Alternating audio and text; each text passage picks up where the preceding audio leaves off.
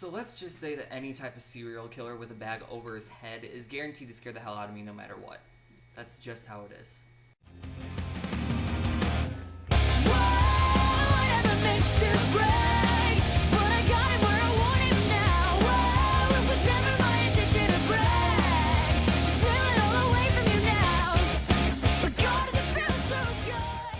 Hey, what's up guys, it's Zach, and I am back here today to review the movie The Town That Dreaded Sundown.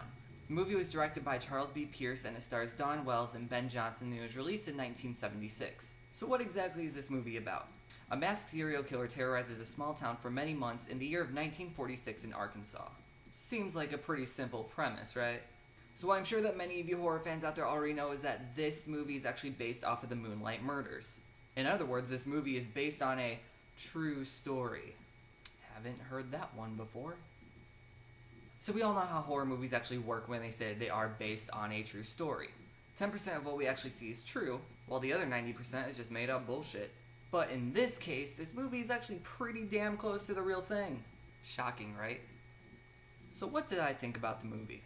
Well, if you want my honest opinion, I will tell you, and that is, I really freaking enjoyed this movie. And I will say that I am kind of a sucker for movies that do say they are based on a true story. But the way that the movie was directed was one of the best things about it.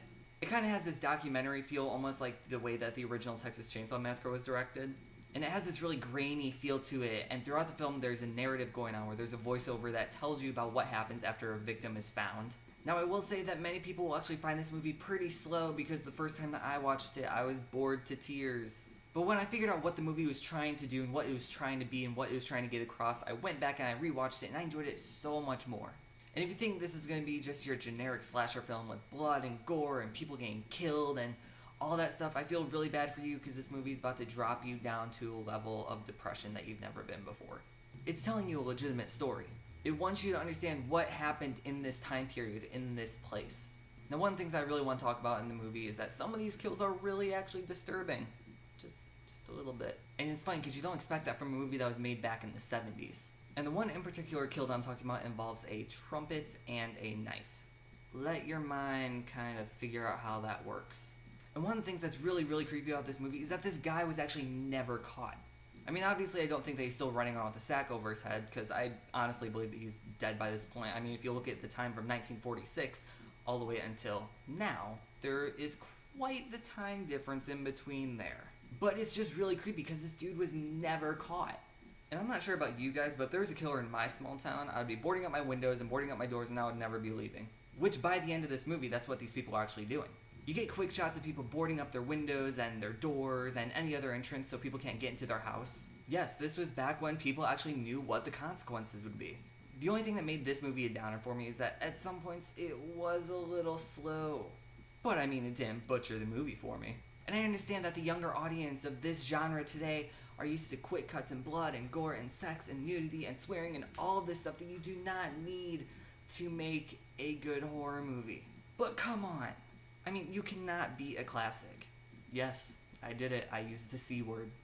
And supposedly they're doing a remake/reboot of this entire movie, and it comes out sometime this year. And I just have to ask why. I will say that the premise of the new movie does sound interesting, yet insanely stupid all at the same time, to where it's just like, I don't know how to feel about it. But all in all, my rating for this movie is going to be 4.5 out of 5. Just because of the fact that there were some parts where it was really slow, it does lose that tiny half a point. So that's my review for The Town That Dreaded Sundown. I do highly suggest that a lot of you horror movie lovers out there go and see this movie, because it's not really as well known as Halloween or Friday the 13th or Nightmare on Elm Street, but it is a very underrated horror movie classic.